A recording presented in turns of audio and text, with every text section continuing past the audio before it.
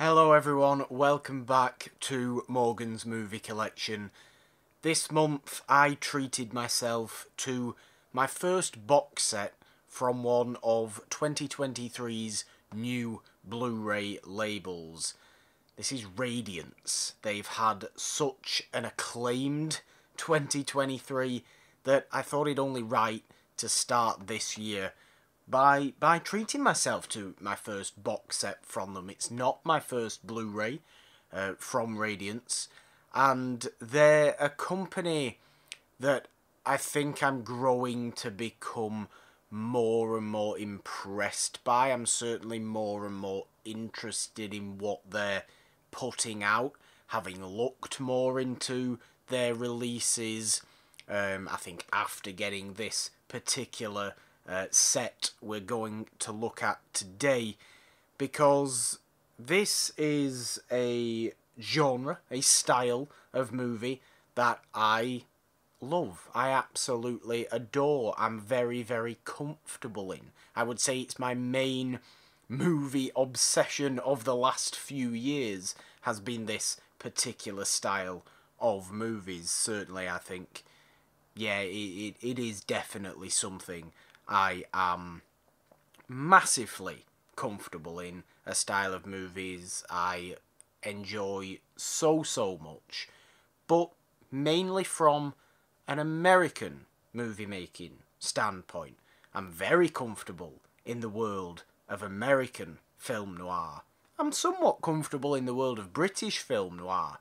I'm a little bit less comfortable at the moment in the world of world noir, international noir, non-English language noir, and I very much want to become more comfortable in that area, and I think this is the perfect place to really allow that to happen to myself.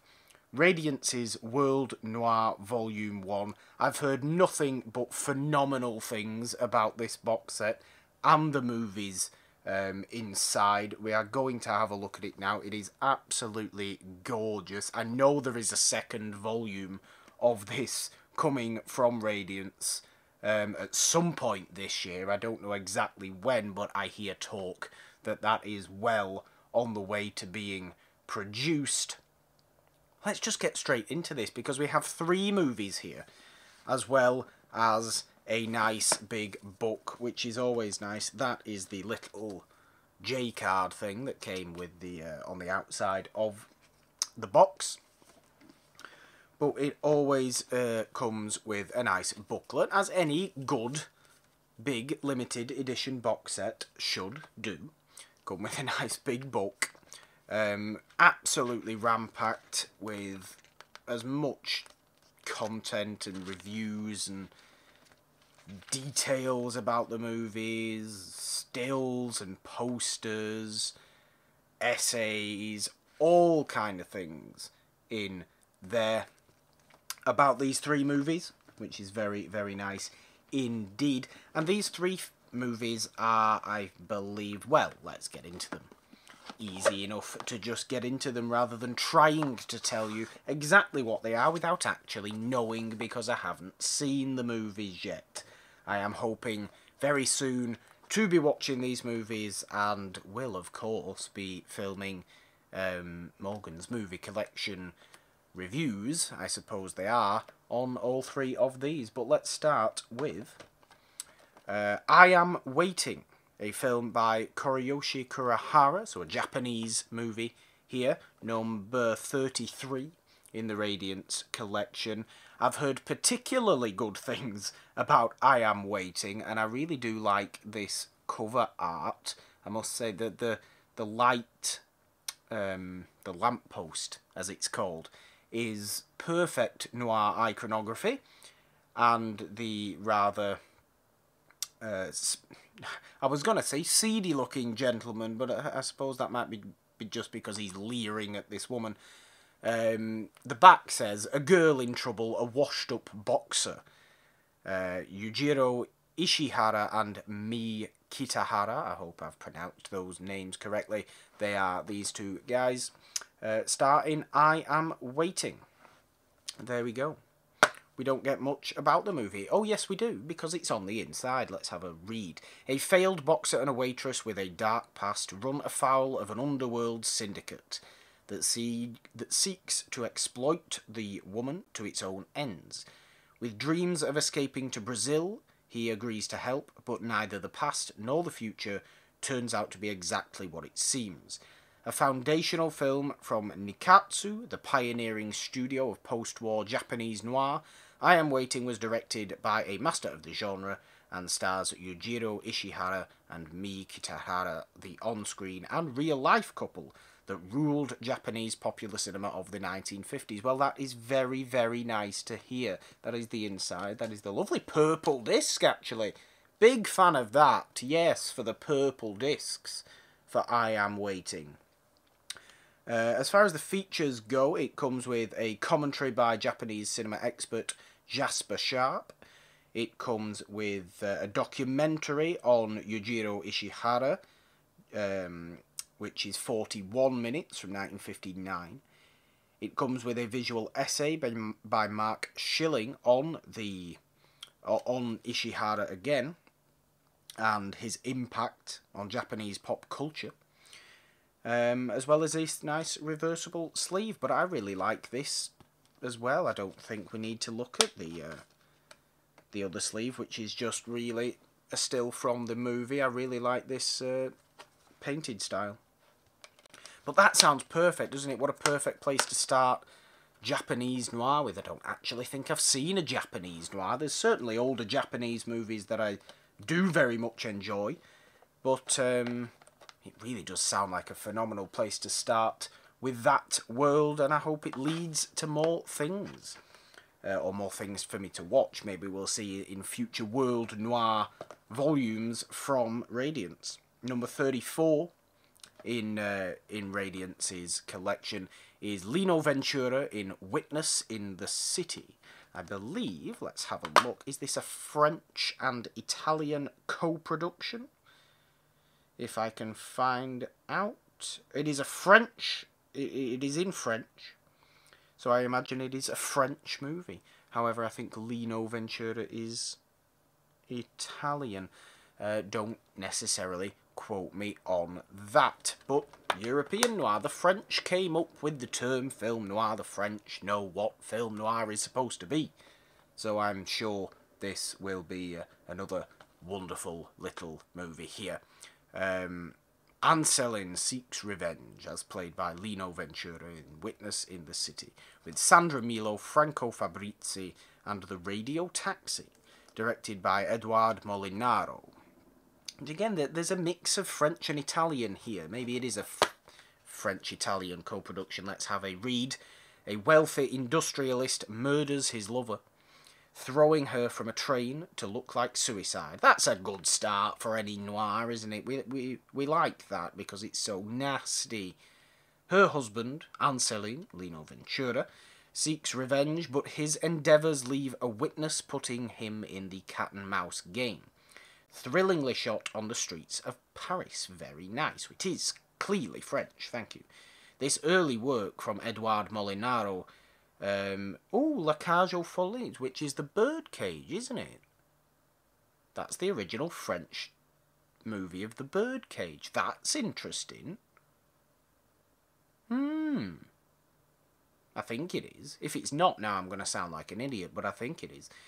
He adapts this novel by celebrated writers Beaulieu and Narcejac, Vertigo and Diabolique as well. That's very nice.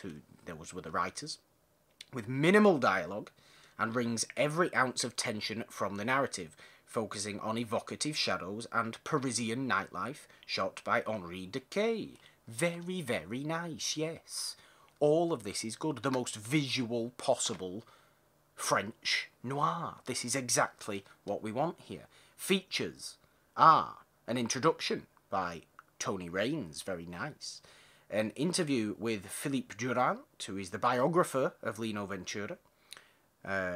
French noir critic and author Ginette Vincendot provides an overview of noir in France during the 50s and witnessing the city's place within it, and a reversible sleeve, which again I don't think, which again is just a still from the movie.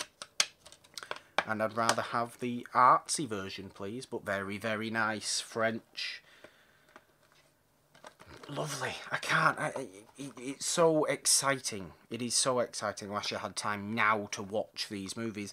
Lastly, we have number 35 in Radiance's collection, which is The Facts of Murder, which is an Italian movie, I believe. Inspector Ingravalo, played by Pietro Germi, in The Facts of Murder, with Claudia Cardinale, very nice, and Nino Castelnuovo. Nino Castelnuovo, what spaghetti western is he in that I've watched recently? Something, definitely. Directed by Pietro Germi as well, so this is starring its director, very nice. This is Italian. And we have Inspector Ingravalo has been called to a Roman apartment building to investigate a robbery. Once there, he questions the tenants, but soon realises something is amiss. As the investigation progresses, a simple robbery leads to a murder case. Directed by and starring Pietro Germi as the growling inspector, The Facts of Murder was loosely adapted from celebrated author Carlo Emilio Garda's novel, and is shot with inky shadows reminiscent of film noir, while the mystery element prefigures the giallo. Very nice, a bit of a crossover here. I mean, this is 1959.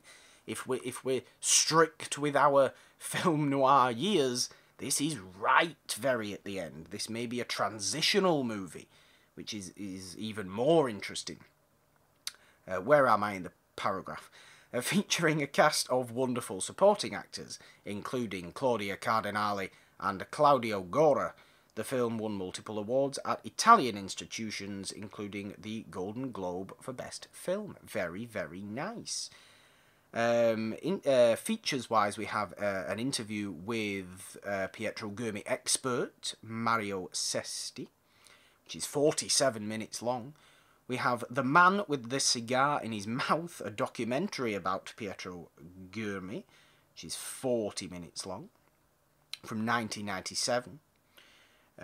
We have a visual essay on Italian film noir by Paul A.J. Lewis, presence of noir trends in Italian cinema and the evolution of the genre. Very, very nice. Reversible sleeve again, but this looks, yes, just another still, and we will definitely go for the arty front of that as well, which is actually the front of World Noir Volume 1's box, so why would we not go with that? I believe they're all 4K restorations as well, I forgot to say that, so I imagine they just look absolutely phenomenal. They are all very, very intriguing movies to me right now, and I can't wait to watch and really delve in to this set, to these movies, to all the features, to learn more about noir in these respective countries at that time.